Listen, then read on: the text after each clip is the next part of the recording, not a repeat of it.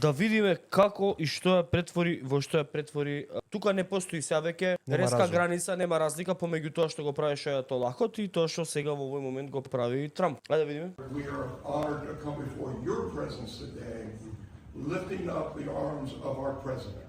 We pray for your continued blessing and favor to rest upon him. We pray for wisdom from heaven to flood his heart, his mind, and Lord, you will guide him in these challenging times that we're facing today. I pray for your grace and your protection over him. I pray for your grace and protection over our troops and all of our men and women serving in our armed forces. And Father, we just pray you'll continue to give our president the strength that he needs to lead our great nation as we come back to one nation under God, indivisible, with liberty and justice for all. We pray your heavenly blessing upon him.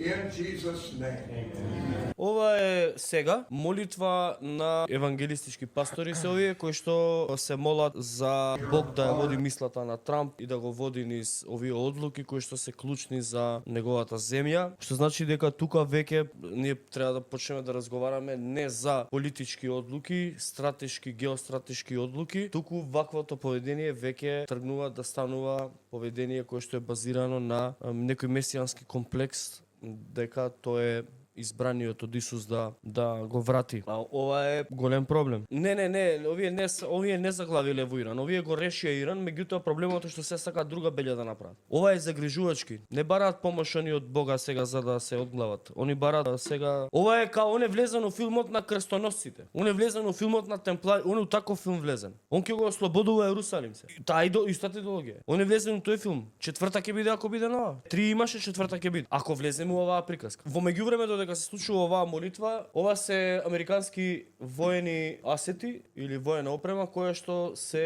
ова е во Ирак снимено, се движат на границата кон Иран. Ова е снимено сега. Ова е страшно. No name антихрист. Условот за да се појави за новото доаѓање на Христос е да се појави прво антихристот. На овие снимки негде е. Ако се оствари ова што до пред 15-20 минути сметавме дека е невозможно.